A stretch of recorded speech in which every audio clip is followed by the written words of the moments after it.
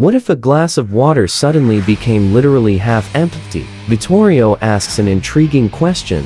What if a glass of water was, all of a sudden, literally half empty? In this case, the pessimist might be more correct about the outcome than the optimist. When people talk about a half-empty glass, they usually mean one that contains equal parts water and air. Traditionally, the optimist sees it as half full, while the pessimist sees it as half empty. Linguist Gretchen McCulloch points out that our choice of wording, whether we say half full or half empty, is often a subtle way to indicate whether the glass is in the process of being filled or emptied. Language is fascinating, but what if the empty half of the glass were actually empty, a vacuum? That vacuum wouldn't last long. But exactly what happens depends on a key detail that nobody ever bothers to ask. Which half is empty?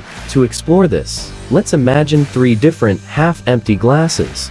The traditional half water, half air glass. A glass where the top half is vacuum. A glass where the bottom half is vacuum. And let's assume that at t equals 0, the vacuum appears instantly. The first milliseconds come before the storm. For the first few microseconds, nothing dramatic happens. Even air molecules, moving at a few hundred meters per second, don't react instantly. But at any given moment, some molecules are moving faster than others. The fastest ones, zipping around at over 1,000 meters per second, are the first to drift into the vacuum. In the glass with the vacuum on top, air rushes in, slamming into the water surface, creating a pressure wave that ripples through the liquid. The glass bulges slightly, but holds together. In the glass with the vacuum on the bottom, this situation is different.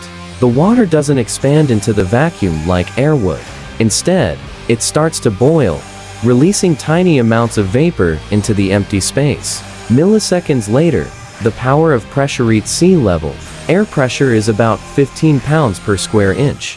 Normally, this pressure is balanced, pushing both down on the water and up from underneath the glass. But in the vacuum on the bottom glass, there's no longer any air below to push back.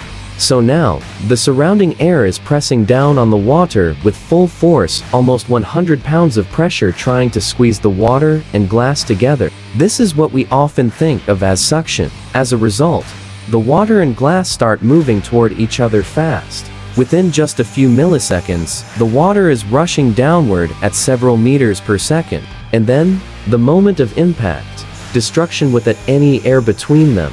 The water slams into the bottom of the glass, like a hammer. This is the water hammer effect, the same physics that causes old pipes to make a clunk sound when you suddenly shut off a faucet. You can also see it in a classic party trick where you smack the top of a glass bottle, causing the bottom to pop out. But in this case, the force is far greater. The impact is so intense that even the sturdiest glass shatters instantly. A personal experiment. When I was calculating this scenario, I decided to put it to the test. I went to the dollar store, bought a bunch of cheap glasses, and started applying different forces to their bases to see how easily they'd break.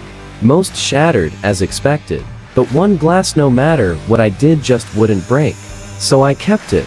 It now sits on my shelf. It doesn't match any of my other glasses, which is kind of annoying. But every time I look at it, I think, thanks, science. The takeaway: the optimist says the glass is half full, and the pessimist says the glass is half empty.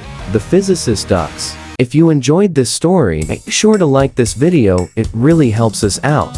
Share it with friends who'd love to learn something new, and subscribe to the channel for more fascinating content like this. Don't forget to turn on notifications so you never miss an update. Thanks for watching, and I'll see you in the next one.